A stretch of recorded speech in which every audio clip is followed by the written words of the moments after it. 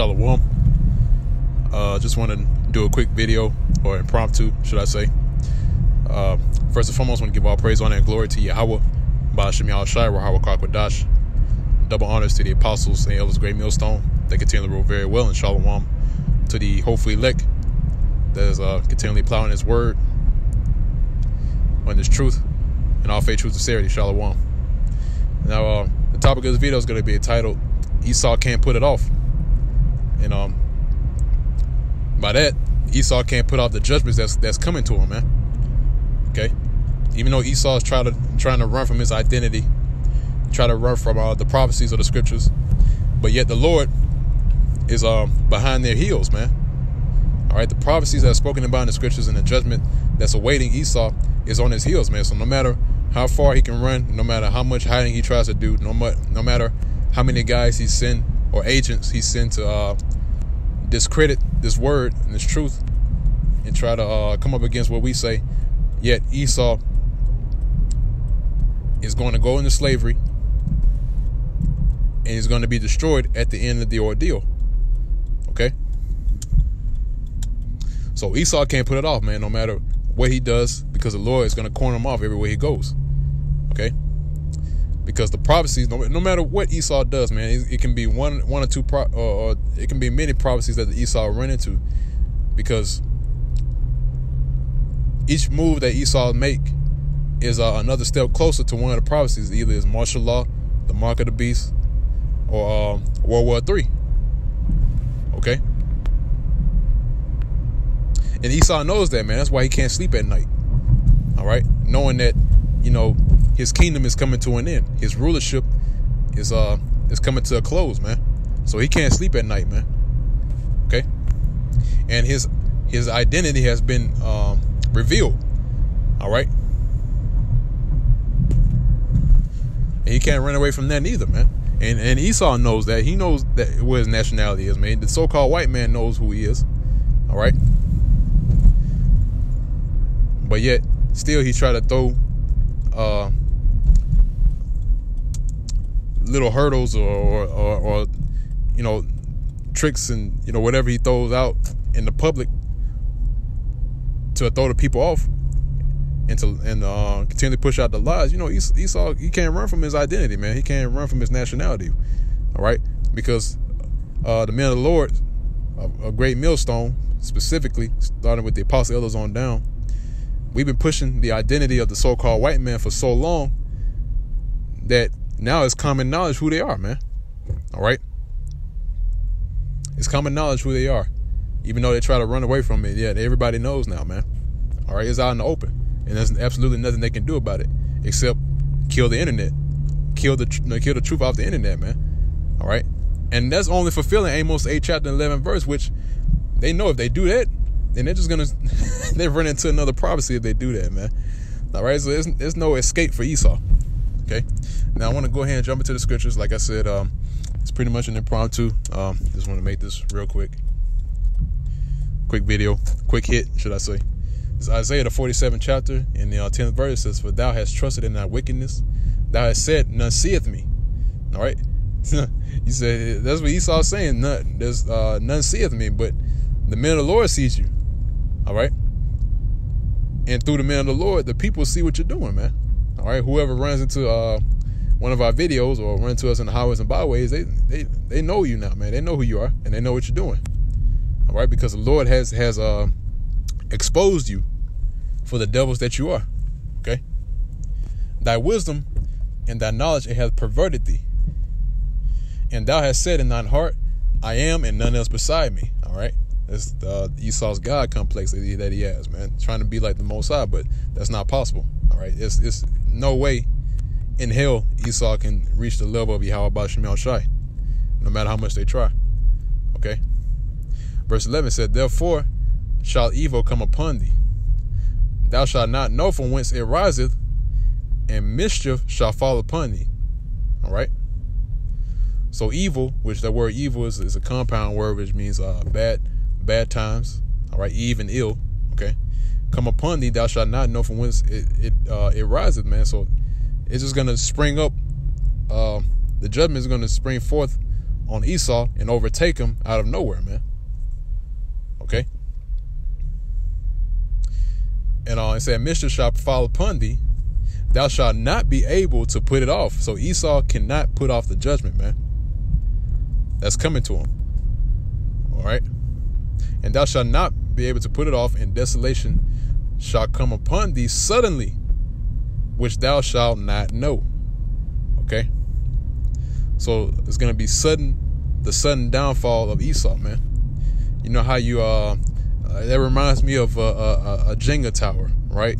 You know, a little game that you play called Jenga, you know, and you keep removing blocks from that Jenga tower, right?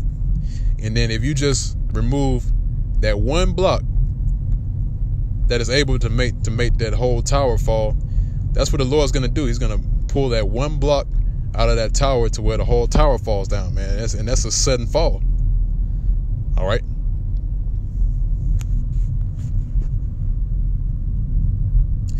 Now, I want to go from there. I had another precept in mind, but escapes me right now, man. It's Satan.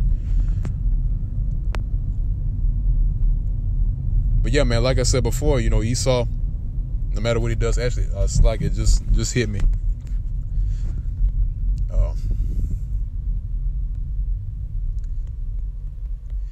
This is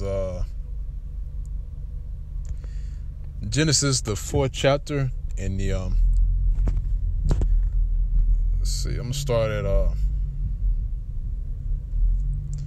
at verse 11. It says, and now art thou cursed, talking about Cain, man, because really Esau, which is a so-called white man, is the descendants of Cain. All right, the wicked. Why is that, man? Because the same hatred Cain had for his brother Abel is rooted within these Edomites, the so-called white people, against Israel, with the so-called Negroes, Hispanics, and Native Americans, man. So if anyone has ever asked the question, you know, why the so-called white man has it in for us, you know, once put harsh hell on our people, then there's your answer, man. It goes back to Jacob and Esau, and before Jacob and Esau, it went back to Cain and Abel, man. So that same brotherly hatred is still rooted within these Edomites. Okay. It says, and now art thou cursed from the earth, which hath opened her mouth to receive thy brother's blood. All right, that's what happened when Cain killed Abel. All right. To receive thy brother's blood from thy hand. All right, verse 12. It says, when thou tillest the ground, it shall not henceforth yield unto thee her strength. And that's happening now, man. Esau has ran this place dry, man. All right. And Esau is still trying to get whatever resource that he can, but the earth is now yielding her fruit towards Esau. Okay. And see, now he has to resort to making GMOs. All right. Which is not even real food. All right. So the earth is now yielding her strength to Esau, man, which once again is the descendants of Cain. All right. It says, a fugitive and a vagabond shalt thou be in the earth. All right. That's why if you go into the scriptures, it says concerning being a vagabond, it says Esau can't keep at home. All right. But heap to himself all nations and all people. Okay. So Esau is a fugitive and a vagabond. Well, you know anything about a fugitive? A fugitive is somebody that's running from the law, man. All right, running from judgment. So Esau has been running away from his judgment. All right, he's been running away from his crimes that he's committed, his iniquities, but yet is at his heel, man. All right. So no matter where it goes and what he does, you know, still, the Lord has an appointed time to where these Edomites go down. Okay.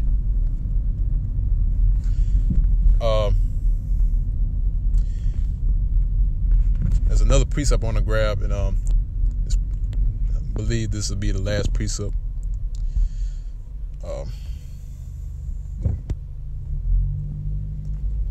Slovakia. I'm in transit.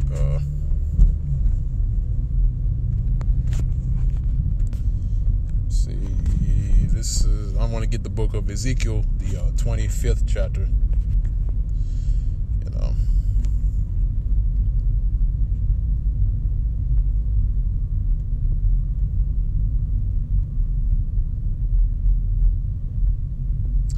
Slacky. I want to get the 35th chapter, not the 25th chapter. Slacky. All right, Ezekiel, the 35th chapter and the 5th verse, it says, because thou hast had a perpetual hatred and hast shed the blood of the children of Israel by the force of the sword in the time of their calamity, in the time that their iniquity had an end. Because our iniquity is at an end right now, man. Our judgment is supposed to be accomplished, but yet Esau will not let us go. All right, because no matter what you do, even though you had this flee Babylon doctrine going on, but yet the thing that you had to do in order to leave this place is do what? Get a passport. All right, so still, you still have to have your identity, your passport, in order to leave the soils of America and go somewhere, man. So still, Esau still has that chain around our necks, man, no matter where you go. Okay, so we're still in this man's hand. Okay, and when the Lord returns, he's going to find us in this man's hand. He's going to destroy these Edomites, and take the elites, the so-called elites of the so-called white man, and cart them off into slavery. They're going to be the first fruits of slavery when that time comes, man. Okay.